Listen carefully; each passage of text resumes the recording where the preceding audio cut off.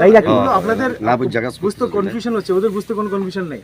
না আমি তো যে সময় বক্তব্য শুনে না আমি ওনার প্রশ্নের বিপরীতে মানে আপনাকে বলছি যে উনি যা বলছে ওরা কি জায়গাতে সই করেছে উনি জানেন না, অ্যাটেন্ডেন্স শিট এগুলি তো উনি জানেন ব্ল্যাঙ্ক কাগজের মধ্যে কি অ্যাটেন্ডেন্স শিট দেখান তো, দেখান কাগজগুলো দেখান। আপনারা ওনাদের থেকে জেনে বাকিটা আপনারা উনি ওখান বলেছেন উনি জানেন না কিসের জন্য উনি নিজেই আপনার সামনেই বলেছেন যে এখানে ব্ল্যাঙ্ক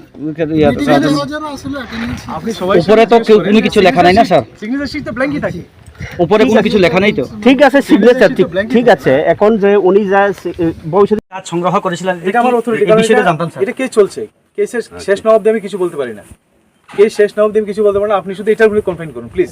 আজকে যে প্রোগ্রামটা স্যার অল্প রয়েছে স্যার, এটা যদি আমজনতা বা পাবলিকের বাড়ি করে যদি এই জিনিসটা কালেকশন করতো তো কি করতো আপনার? আইনের পথে চলবে, তাই অ্যারেস্ট করতো, আইনের পথে চলবে। তাই উনি কি উনি কি দপ্তরের মধ্যে চাকরি করে বলে জব করে বলে অ্যারেস্ট হয়েছে না? এমন কোনো বিষয় না, আমরা পুলিশকে দিয়েছি ইন্ডিপেন্ডেন্ট চার্জ এর জন্য, ইনকোয়ারির জন্য। ইনকোয়ারি চলছে, ইনকোয়ারি চলছে।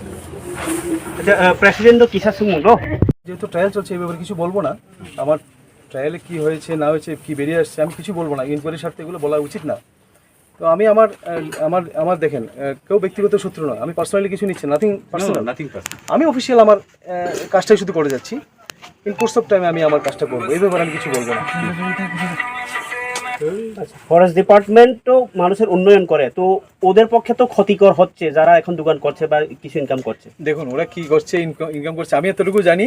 আমার যে লোকাল ইনফরমেশন কিন্তু আমাকে এস্টাবলিশ করতে হবে, ইনফরমেশন দিয়ে কিছু হয় না। প্রাইমারি বেসে যেটা আমি জানতে পেরেছি যারা ইলিগালি এখানে কনস্ট্রাকশন করে, স্যার আপনি যাও করছেন এবার কমিটির মাধ্যমে আপনি এখন আমি চাইছি আমরা স্টল বানিয়ে দেবো রাস্তার কিনারে, এখানে লোকাল লোকজন ব্যবসা করবে। বানান, সুন্দর কথা। এটাই আজকে জানার করছেন আপনারা। না এটাই বলতে এসেছি আমি। তো আগে করুন তারপরে কথা বলুন না। আপনি জিজ্ঞেস করছেন বলে বলছি। Thank you. আচ্ছা স্যার গত মাসের ১৫ তারিখে দিন কিছু কনফিউজ আপনাদেরই একজন ফরেস্টের মধ্যে কর্মরত যে বিশ্বজিৎ দেববর্মার বাড়িতে